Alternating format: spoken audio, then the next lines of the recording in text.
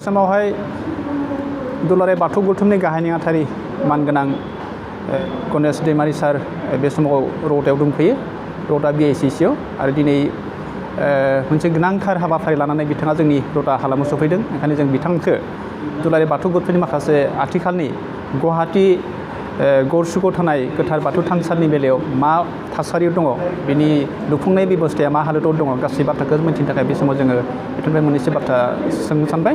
गिबियावनो बिथांखौ दुबारा नागिरनाय जाबाय सार। खुलुमबाय बाथौ बिबुंसारनिसिम। आहमगावआव थानाय दुलाराय बाथौ गौथुमनि गोथार थानसालि बिनि हानि एलटमेन्ट आरो बिनि थानसालि लुफुंनायनि माखासे खामानिफ्रा गोलाव सम आबुं महराव मोनाखैमोन बा आबुं महर दासिम जाफिनाखै।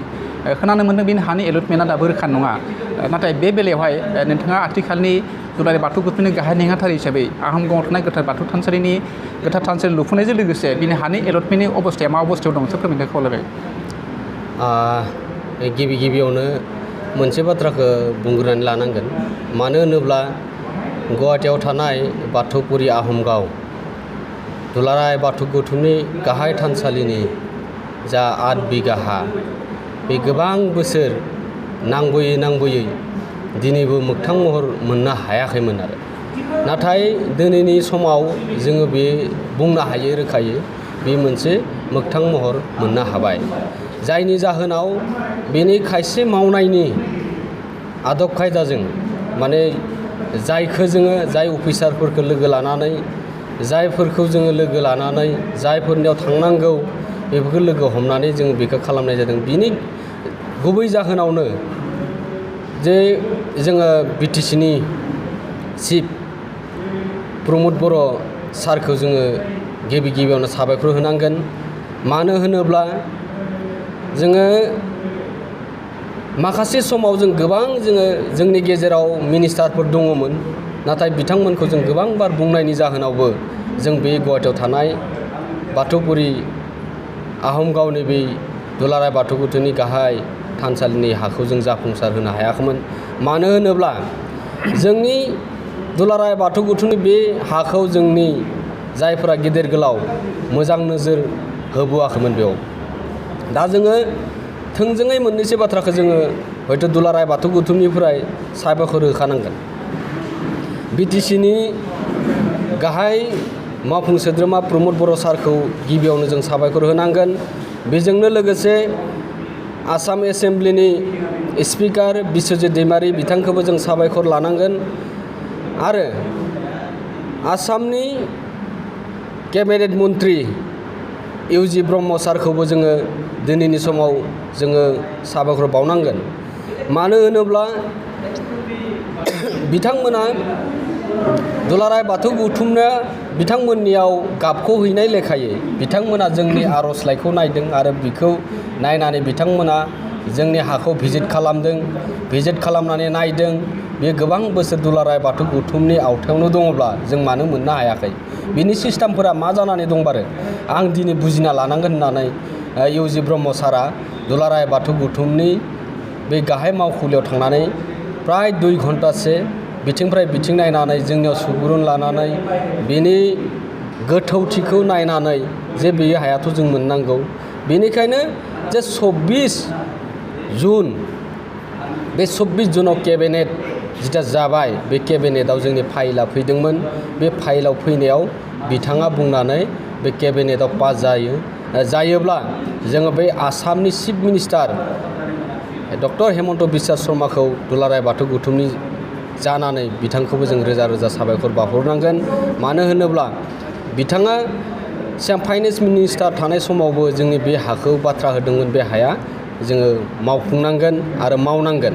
आरो बिथाङा लोगोनो बे मोनसे बाथ्राखौ फोसावदों जे धोरोमारि आफादफोरनि थाखाय मोनसे डेभेलपमेन्ट खामानि मावनो थाखाय मोनसे आलादा डिपार्टमेन्ट खुलिनानै होनाय जागोन।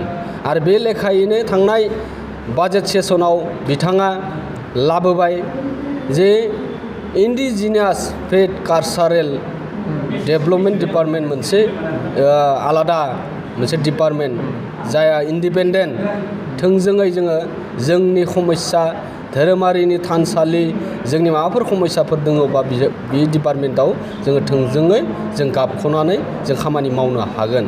बे डिपार्टमेन्टआबो अलरेडि बाजेट सेसनाव थिखानाय बायदि रांबो हमनाय जादों। दा बेबायदि जोङो दुलाराय बाथौ गौथुमा जोंनि खामानि मावनांगोन आरो बेजोंनो लोगोसे दुलाराय बाथौ गौथुमनि गाहाय थानसालियाव जे बिटिसि गभर्नमेन्टनिफ्राय कनसालटेन्सि हगार हरनानै नायगिदिंनानै दा बिथांमोना प्रजेक्ट बानायदों। प्राय 3 मासनि गेजेराव बे प्रजेक्टआ हयथ' स्टार्ट जागोन। बिनि प्रसेसा सोलिगासिनो दङ आरो बेखौ मावफुंनो थाखाय बिटिसिनि चिफ आसाम सरकार गासैबो लोगो नांनानै बेयाव मोनसे डेभेलपमेन्ट खालामनो थाखाय गभर्नमेन्टआबो नोजोर होदों आरो बे लेखायै दुलाराय बाथौ गौथुमनि जानानै बिथांमोनखौ जों रोजा रोजा साबायखर बावहरनांगोन। मानो होनब्ला दिनै गोबां बोसोर गोग्लैना थानाय थानसालि आरो जोंनि बे दुलाराय बाथौ गौथुमनि हायाव जे दिनै माबा मोनसे जोङो डेभेलपमेन्ट खालामनो हासिगोन बेयाव 18टा मोनसे एक्सन प्लेन बानायनाय जादों। बे फिउचार प्लेन बानायनाय जादों। बेवहाय जोङो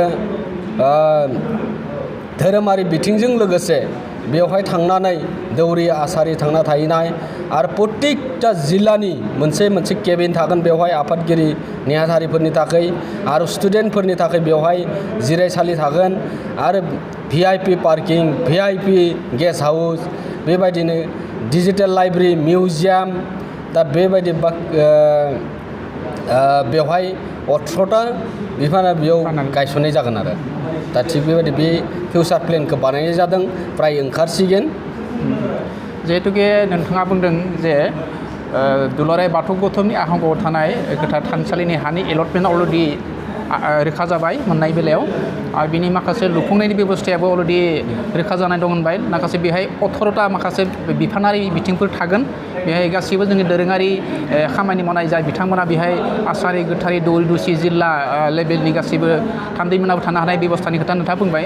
बाथ्राया बेनो जिहेतुके दुलाराय बाथौ गौथुम बे आहंआव थानाय गोथार थानसालियाव जिखिनि नोंथाङा बिथिंफोरनि खोथा बुंदों बेजों मोनसे खोथाखौ आं मोनथिबावनो लुबैदों जिहेतुके बेहाय थानसालिखौ लुफुंनायजों लोगोसे बिनि जिखिनि 19 बिथिंफोर थागोन बेहाय बेखौ मेनेजमेन्ट खालामनो थाखाय माबायदि राहा लामाफोर लागोन होननानै सानदों?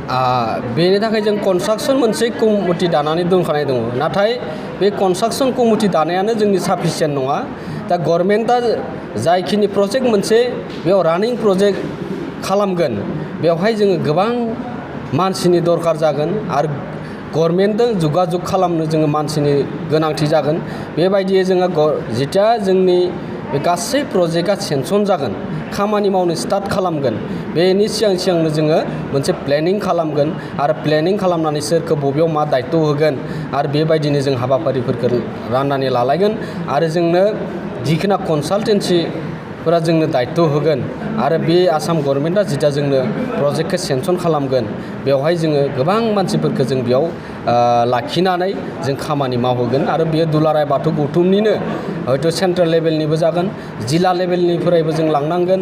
जोङो बै अनसुंथाइ होनायफोराथ' थाखाथारनांगोन जिल्ला लेभेलनि बे हाबाफारियाबो थागोन बेखिनिखौ जोङो मावनो हागोन होननानै दुलाराय बाथौ गौथुमा आसा खालामदों आरो जोबनायावहाय नोंथांखौ मोनसे बाथ्रा मोनथिनो लुबैबाय जिहेतुके दुलाराय बाथौ गौथुमा धोरोमारि मोनसे आफाद हिसाबै आथिखालाव दुलाराय बाथौ गौथुमा गौथुमारि बेलायाव बेबायदि गोदान थांखिफोर माफोर फोरमायनो नागिरदों नामा?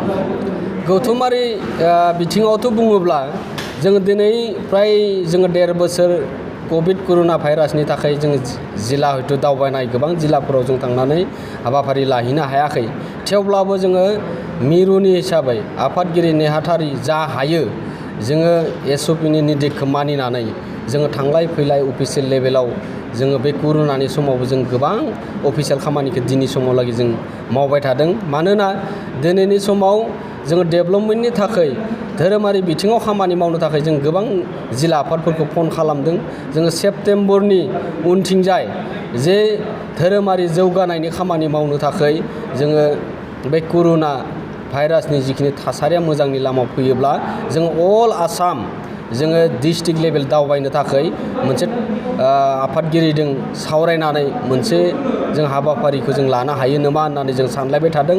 नाथाय बियो जोंनि बे COVID-19 कर'ना भाइरासनि थासारिया मोजां जायोब्लासो आरो बेबायदिनो जोङो अभार टेलिफनजों जोङो जिल्ला आफादफोरखौ खबर लानानै धोरोमारि बिथिङाव जोङो आर'जखौ जों माबायदि गाबनांगो जोंथ' फ्राय आर'ज गाबनोनो हायाखै जेबो दौरि आसारिफोरा थानानै जा हायो आर'जफोरखौ थानसालिफोराव आलारि बाथि फोजोंनाय हाबाफारिया सोलिगासिनो दङ जोङो अनलाइननि गेजेरजोंबो गोबां खामानि मावनो होननानै सानदोंमोन नाथाय बियो नेटवार्कनि थाखाय माखासे बिथिङाव जोङो जाफुंसार जानो हायाखै आसामनि बायजोआव दोरोङारि बिथिङाव बा गौथुमारि बिथिङाव माबायदि मावथांखि लादों होननानै फोरमायनो नागिरदों आसामनि बायजोआव जाखिनि दुलाराय बाथौ गौथुमा दिनैनि समाव गोबां हाबाफारि दङ आरो गोबां जौगा धोरोमारि बिथिङाव खामानि मावनांगौ दङ हिसाबै जोङो मोनसे बाथ्राखौ सिन्था सरसा खालामबाय थादों जोङो मोनसे दिनैनि डिजिटेल जुगाव जों धोरोमारि बिथिङाव जों अकल आसामाव थानानैल' खामानि मावनो हागोन बे नङा दिनै डिजिटेल जुगाव जोङो आसामाव थानानैबो बाहेरावबो जों खामानि मावनो हागोन आरो बे बाथ्राखौ जों सिन्था सरसा खालामबाय थादों जेरैबायदिहाय जोङो वेस्ट बेंगलखौ लानानै जोङो नेपाल बांलादेश दिल्लीयाव थानाय अरुणाचलाव थानाय जोङो मेघालयआव थानाय जाखिनि धोरोमारि दैदेनगिरिफोर दङ आफादफोर दङ बिथांमोनजों जोङो अभार टेलिफन खालामबाय थादों आरो बेखौ जोङो अनलाइननि सिस्टेमजों डिजिटेलनि सिस्टेमजों जोङो जोंनि आसार खान्थिफोरखौ फोसाबनायनि बेलायाव जों बेखौ हाबाफारि लानो थाखाय जों सानबाय थादों आरो बेखौ जोङो मोजां परिबेस फैयोब्लानो बियो जागोन जोङो डिजिटेलाइज खालामनो नागिरदों जे जोंनि खामानि मावनायफोरा जोङो बे गामियाव थांनानैल' जों फोरोंहैबाय थानाय नंला जोङो दिनै मिडियानि गेजेरजोंबो जोङो इन्टारनेटनि गेजेरजोंबो जोङो डिजिटेलनि जुगाव जोंनि धोरोमखौ जों लांनांसिगोन जोङो लिरनायनि गेजेरजों जोङो माबायदिहाय जौगासार होनो थाखाय जों खामानि मावनांगोन जोंनि गोथारि आसारि जोङो ट्रेनिं होनायनि बेबस्थायाव दिनै मानसि थाङाबानो जाया बायदि जाना दोङो जों जुदि अनलाइननि गेजेरजों जों जुदि